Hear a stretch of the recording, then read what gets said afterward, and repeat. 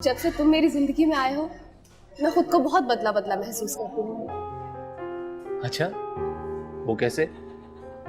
पता नहीं। प्लीज बताओ ना, बताओ ना, मुझे भी तो पता चले ना। Please please please. बस ऐसे ही, बहुत मुकम्मल सा,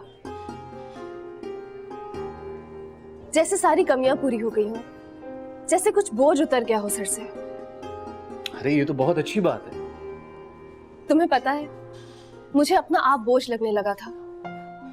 हर चीज बुरी लगती, जिंदगी रुक सी गई थी मेरी तो। एक अजीब सा डर लगा रहता था, लेकिन जब से तुम आए हो मुझे डर से भी डर नहीं लगता। तुम्हें पता है, जिंदगी फिर से चलने लगी है। सही कहते हैं, शादी के बाद औरत मुकम्मल हो जाती है। शादी मर्द को भी मुकम्मल कर देती, तभी तो तमाम रिश्तों में सबसे ज्यादा नुमाया रिश्ता यही होता है। चलो सेल्फी लेते हैं, जैसे सब लोग लेते हैं। चल, तुम्हें भी सेल्फी लेने की बीमारी लग गई यार। तुम ही से लगी है। दो, दो। चलो चलो। हाँ। अरे करीब आओ ना। से चीज। चीज। वाओ, क्या सेल्फी है। अरे मैं अच्छी लग रही हूँ ना? जी नहीं, मैं अच्छा लग रहा हूं।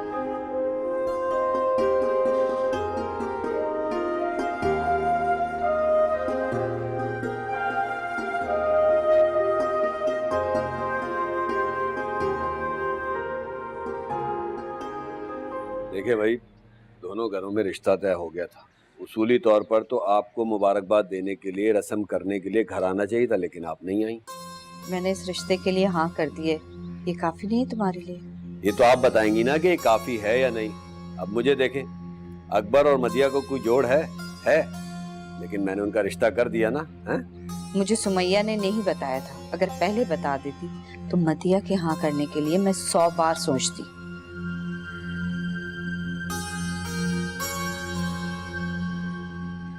अरे तो अभी भी कुछ नहीं बिगड़ा है, अब सोच ले, 100 दफा सोच ले।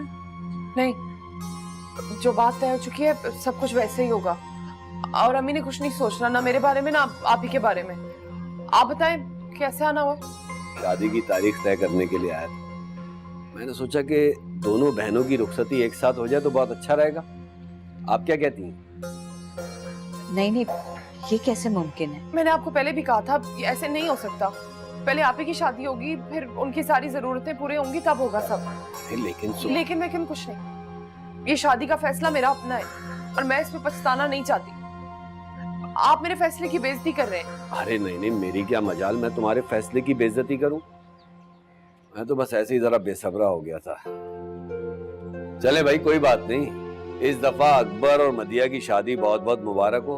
हमारा क्या है, हमारा नंबर बाद में आ जाएगा।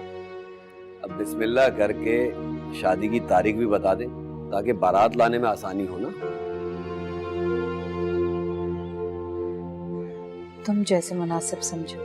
अगले महीने की 20 तारीख ठीक रहेगी? ठीक है।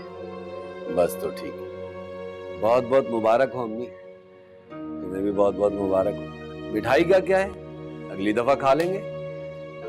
चलता हूँ।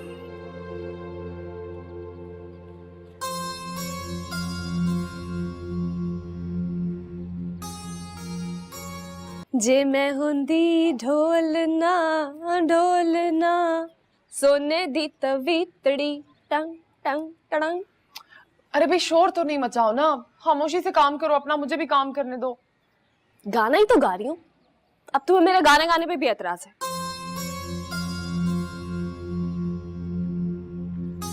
चलो, नहीं गाती गाना।